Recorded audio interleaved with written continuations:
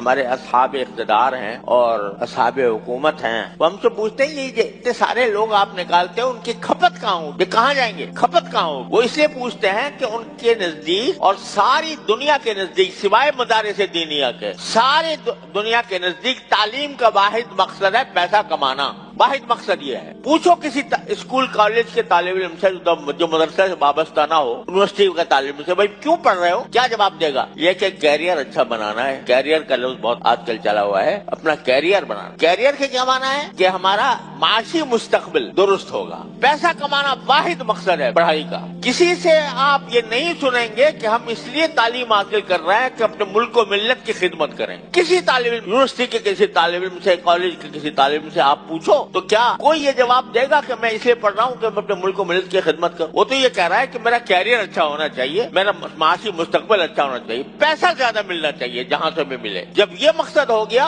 تو انسان ایک بکاؤ مال بن گیا، وہ ایک مال تجارت ہے، جو جتنی بڑی بولی لگائے وہ اسے لے جائے۔ چنانچہ ہمارا سارا ٹیلنٹ یعنی ساری ذہانت اور مہارت کے حامل افراد آپ دیکھو سب باہر ہیں۔ آج ہم سے صنعت کار یہ شکوہ کرتے ہیں کہ جی ہم نئی انڈسٹری کیسے لگائیں، ہمارے پاس آدمی موجود نہیں ہے، اس کے چلانے والے ماہرین موجود ہیں، باہر چلے گئے۔ کوئی امریکہ کی خدمت کر رہا ہے، کوئی برطانیہ کی کر رہا ہے، کوئی دبئی کی کر رہا ہے، کوئی ابوظبی کی کر رہا ہے، کوئی خلیج کے ملکوں کی کر رہا ہے۔ وہاں جا کر جگمگا دیا انہوں نے ان شہروں کو اور ملکوں کو۔ کس نے جگمگایا؟ ہماری ذہانت کے لوگوں نے، ہماری انسانی طاقت نے جا کر لگا دیا۔ کیوں جگا دیا؟ اس لیے کہ پیسہ مقصد تھا، پیسہ مقصد تھا، لہذا وہاں جو بولی زیادہ لگائے گا وہ اس کو لے جائے گا، کتنا بڑا ماہر آدمی ہو۔ یہاں یہ سکھایا جاتا ہے کہ بھئی تمہارا واحد مقصد پہلے اپنی اصلاح ہے اور دوسرا مقصد یہ ہے کہ تم ملک و ملت کی خدمت کرو اور اپنے انسانوں کو دعوت دو، اسلام کی طرف دعوت دو، یہ مقصد ہے۔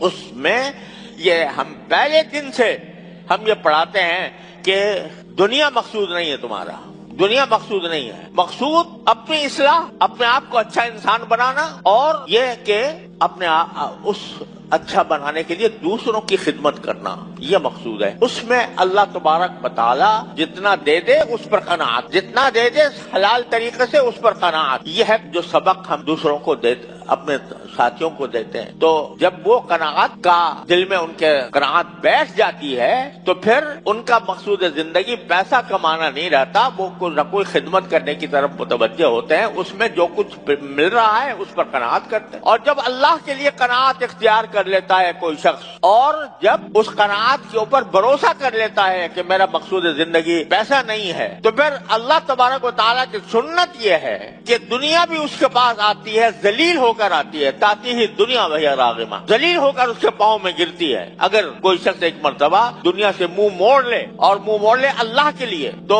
ایسا وقت بھی آتا ہے کہ دنیا اس کے قدموں میں آ کر ڈھیر ہوتی ہے۔